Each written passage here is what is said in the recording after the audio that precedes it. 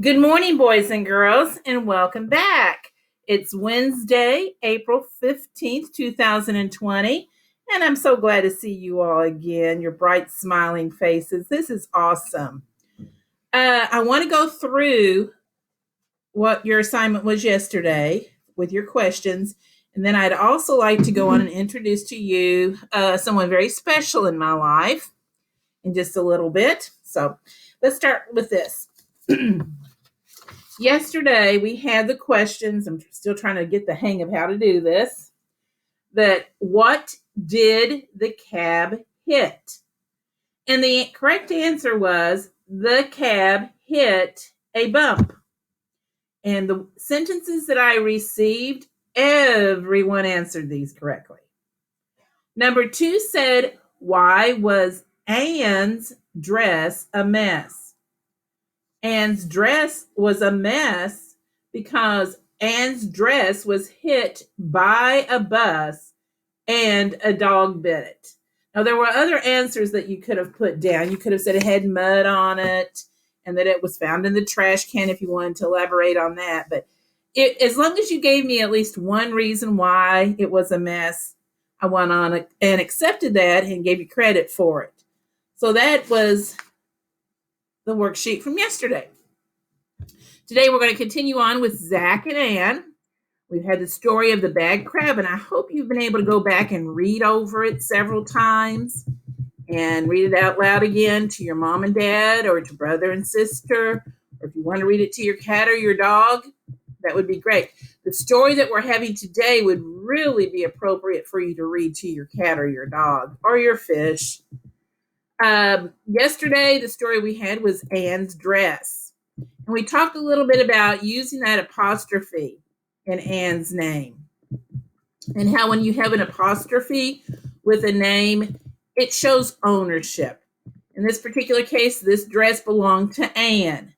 Reminder again, if I were to say Shay's dog, we would say the dog belonged to Shay.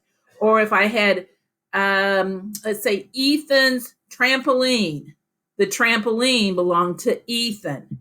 Or if I were to say Everett's book, the book belongs to Everett. But we know that the dress belonged to Anne. And what color was that dress again? Very good. It was red. I like those complete sentences that you're using.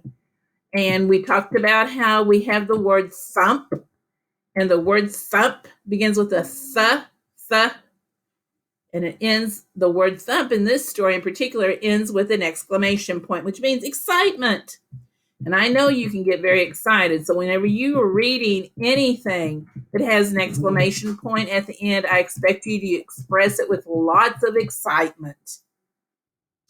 All righty. So today, and I'm going very quickly through this one, Zach gets a pet. Let me see your hand if you have a pet at home. Okay. Very good. Let me see your hand raised if you have a cat. All right. I see a few of you that have a cat. Let me see your hand raised if you have a dog or more than one dog. Good, good. I see that. Let me see your hand raised if you have a pet dinosaur. No, put your hand down, Ethan. I know you don't have a dinosaur. All right. This story is called Zach Gets a Pet. And it starts out with the first sentence having quotation marks and a question mark. And remember, when we have a question mark at the end of a sentence, that indicates that the sentence is a asking sentence. Can I? When will I? Do we? What is? All those are answering or question words that you would have at the beginning of a sentence. This one says, can I get a cat? Zach asked. Dad tells Zach, no cats. Now notice I used expression because it was excitement. No cats. If I were to say, Dad tells Zach, no cats, you would think, oh, Dad really doesn't care. But because Dad was excited whenever he said that, we have an exclamation point at the end. Dad even goes on to say, cats run up trees and can't get back. That's what he thinks. There are some cats that can't get down from trees. Oh, he's trying to plead his case. Zach's saying, hey, this is a book I have with a cat in it. And isn't that a really neat cat? And you can tell with Dad holding up his hand saying, no, no. So then he says to his mother, can I get a rat? Zach asks. Mom adds, no, no, no rats. Rats smell bad. I don't know if I would have used that. I would have just said rats are nasty, maybe. I don't know about smelling bad. I've not ever smelled a rat before, so I can't tell you if it smells bad or not. Oh, but once again, no means this. No, no rats. Poor Zach. He struck out. He doesn't get a cat. He doesn't get a rat. So then he says, can I get a bug? Zach asks. Anne tells Zach, no, no, a bug is not a pet.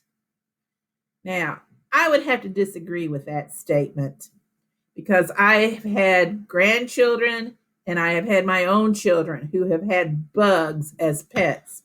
My granddaughter right now has a woolly worm for a pet. I don't know how long that woolly worm's going to last, but she has it. Oh no, Anne's doing the same thing that Mom and Dad are doing. She's putting her hands up to indicate no. And he has a bug. Now, I wonder what type of bug that is. Does anyone know by looking at the picture? It does resemble a fly. No, it's not a bee. I don't believe it's a bee. It is a dragonfly. And where would we find dragonflies at? Does anyone know? That's correct. We would find it around a lake or water or a stream or a creek. Very good. Can I get a fish? Zach asked. A fish? His mom asked. Ooh, she starts to think. A fish is not so bad. Can a fish be a fun pet? Dad nods. This is nodding. Everyone nod their head. And Anne shrugs. Shrug means this is someone shrugging their shoulders, putting their hands up. Can I get one then? Zach asked. Mom nods. Yes, yells Zach. Expressive. Yes. So everybody, and there's Mom giving him a thumbs up. She's no longer putting her hands up like that. She's saying thumbs up, which means, hey, you can get a fish. So Zach runs to the pet shop. Can I get that fish? Zach asked. This one? What do we call that again? Yes, a question mark. Very good. The pet shop man asked. Zach nods. This one cost $6. Zach hands the man the cash. Then Zach runs to Mom and Dad with his pet fish. And there's Zach running out of the pet store with his fish in the bag. He's going to have to put it in his fish tank real soon or that fish may not survive. So that's our story for tomorrow. It is a little bit longer than what we had on Monday and Tuesday. But all of the words that are in there are either your tricky words or decodable words. So I'm sure you can sound them out. Okay. Your assignment for today, your questions are, why can't Zach get a bug?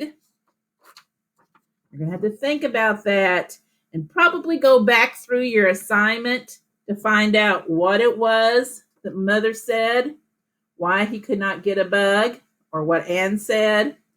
And then the second sentence is, where does Zach get his fish? I just told you the answer to that one. And if you will look at this page, the illustration even has the word right here that you can write. I'm looking again for complete sentences. I'm looking for capitalization. Every sentence begins with a capital letter. Every sentence ends with a punctuation mark. And every sentence has the word spacing part. You all are doing wonderful on spacing your words. Thank you. I can tell some of you have had to redo your work, and boy, I appreciate mom or dad or grandma or grandpa insisting upon you doing your neatest handwriting. Those letters, those worksheets get A pluses every time from me. So keep up the great work. I have Lalilo opened up for you. Today, I also have the Let's Find Out magazines, our Scholastic magazines. I wish we had the paper copies. Those are so much fun. But there's a lot of different areas on Let's Find Out you can go into. You can look at the games. You can look at the videos. If you have a printer, you can even print out the worksheet that goes with it. Sometimes those are fun to do, coloring or cutting and gluing. But feel free to access any of the work that you find. You have permission to print anything out. If you're on Starfall and you'd like to print anything out of that, there, go to the parent teacher store and you can download anything with ELA or anything with the math. Print out as much as you want to. That option is totally up to you. I'm not requiring you to do it. That option is available. Okay, until tomorrow, I will be talking to you. Have a great day, boys and girls. See you.